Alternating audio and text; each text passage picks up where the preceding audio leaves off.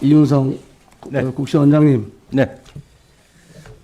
원장님은 얼마 전에 국민권익위를 찾아가셔서 의대생들 시험 좀 보게 해달라고 부탁하셨죠. 그것만 그게 말씀하시면 됩니다. 네.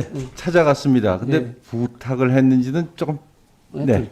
자, 여러 병원장님들이나 의료계 언론들이 나섰는데도 불구하고 여론 역시 싸늘합니다. 네. 왜 그럴까? 자, PPT 한번 띄워보시죠.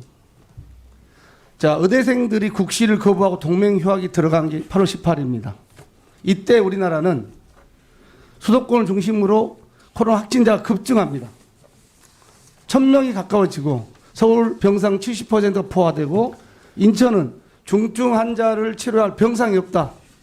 정부도 이번 주 내에 최소한 500병상 확보해야 된다. 그런데 부족할 수 있다. 의료진도 부족하다. 우리 국민들은 긴 장마에 폭염에 코로나 확진까지 겹쳐서 피눈물 날 때 의대생들이 국시를 거부하고 동맹휴학을 시작한 겁니다. 네. 자, 이러니 국민들이 이걸 잊었을까요?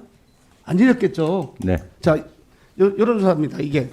자, 왜 저희 의원실 1000샘플을 했느냐? 조금 더 설명하겠습니다. 국민 중 10명 중 6명은 시험 보게 하지 말라. 이런 이야기입니다. 그렇죠? 네. 네. 한번 넘겨보시죠. 자, 나이대로 봤습니다. 3, 40대, 즉 학생을 자녀로 두고 있는 학부모들은 절대적으로 반대하고 있습니다. 다만 정당 지지도는 모르겠으나 나이 드신 분들은 찬성이 많습니다. 네. 맞습니다, 이게. 자, 네. 젊은 분들, 특히나 학생을 두고 있는 분들은 안 된다. 이런 거예요. 네. 다시 한번 넘겨보시죠. 자, 이렇게 여론조사 결과가 발표되니까 인터넷 댓글이 무지무지하게 달립니다. 자, 제가 하나 읽어드릴게요. 재응시, 뭔 재응시? 재응시란 다시 응시한다는 의미입니다. 응시를 거부했습니다. 신청 기한을 2차례나 연장했는데도 그것도 사실은 특혜입니다. 그런데 재응시, 사과하면 뭐든 가능한가?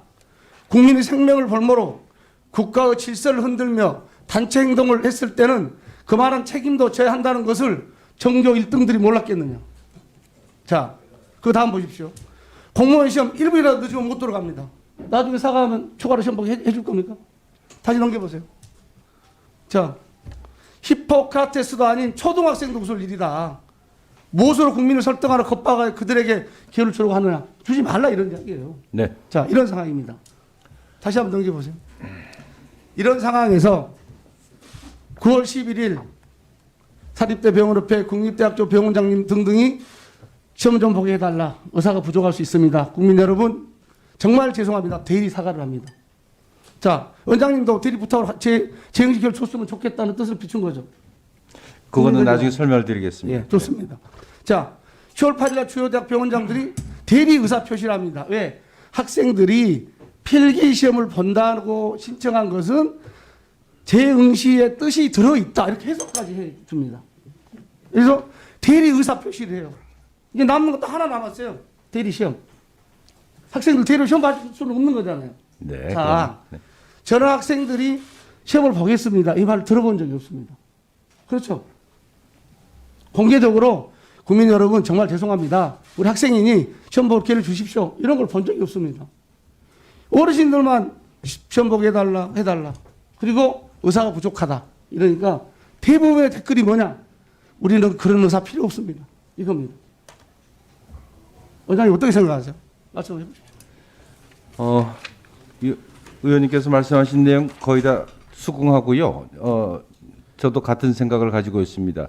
의도야 어떻든지 간에 표현의 방법이 미숙했거나 또는 잘못됐다고 생각을 합니다. 그리고 대부분의 국민들이 그거에 대해서 매우 나쁜 감정을 가지고 있고, 예. 그래서 응시 기회를 주면 안 된다는 생각을 갖고 있는 것 충분히 이해합니다. 그때 코로나 급증했을 때 네. 의사들이 진료 거부했잖아요. 네. 그 불법이지 않습니까? 불법이죠. 진료 거부는. 그 평가는 제가 할 일은 아니지만 아무튼 네, 그런데 좋습니다. 야. 예, 그 감정까지는 이해하는데 그런데 이제 배출돼야 될 보건 의료인이 배출되지 않는 거에 대한 실제적인 문제가 국민의 감정을 거스린 거하고 실질적인 실리적인 문제하고를 물론 결부시켜야 되기도 하겠지만 어쩌면 또 분리할 수도 있지 않는가 하는 개인적인 생각은 가지고 국민들을 있습니다. 만나보면 이런 이야기입니다. 자, 국민이 죽어가고 있다. 코로나19로. 네. 그런데 의사가 진료를 하지 않겠다. 그런 진료하지 않겠다는 의사들을 후배들이라고 지원하겠다. 우리도 안 한다. 학교도 시험도 안 보겠다. 공부도 안 하겠다. 이런 분들이 이 다음에 의사가 되면 어떤 의사가 될 것이냐. 저도 의원님과 마찬가지로 의사가 진료를 하지 않는 방법으로 어떤 자기 의사를 표시하는 것은 저도 반대합니다. 예, 그 부분에 대해서는 저도 적극 찬성인데요. 자, 그럼 원장님.